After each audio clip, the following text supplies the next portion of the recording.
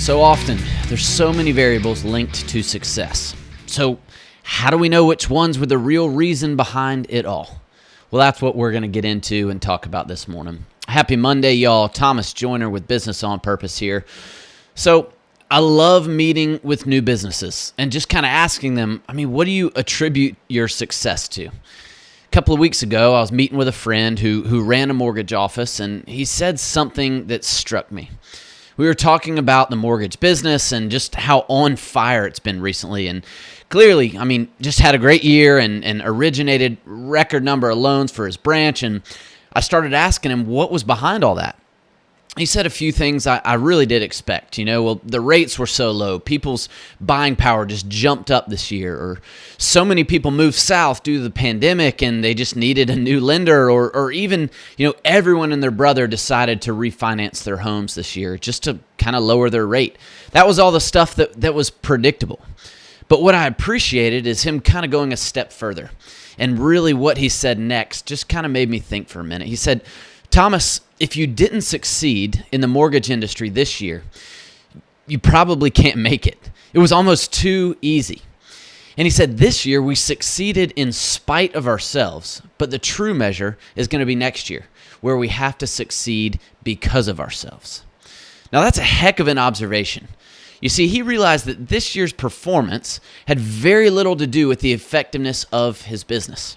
It didn't have to do with the processes or workflow or even the customer service. Sure, that stuff helped, but the waterfall of business was flowing so strongly that they didn't have to be great at what they did in order to succeed.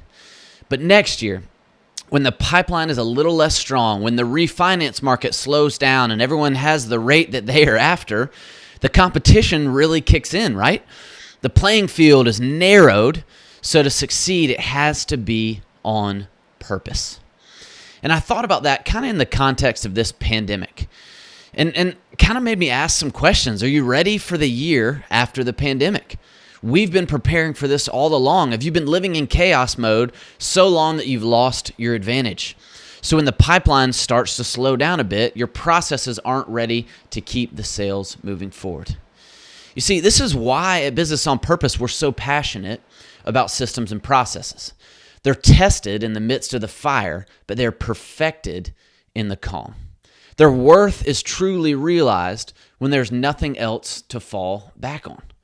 So before it's too late, what are the holes in your processes? Where do you need to take some time to work on your business so that your business is ready to handle what this year is going to inevitably throw at you? You have to have a plan. I love what my friend said. They just weren't expecting this year to go off without a hitch. But they said, no, we're going to go back to customers and ask them how we can improve and send out surveys.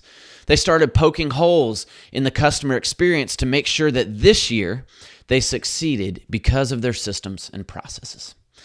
One of the things that we say around here all the time is this. We say that there's no competition for a well-run business. If you get on our Facebook and you look, that's kind of the ticker thread, the profile picture up at the very top. There's no competition for a well-run business, and we truly believe that. The day you commit to that is the day that you stop succeeding in spite of yourself and truly build a competitive advantage that keeps you in front, not just for today, not just for tomorrow, but for the long haul. And if that doesn't make sense, reach out. Let's have a conversation. We want to make that clear.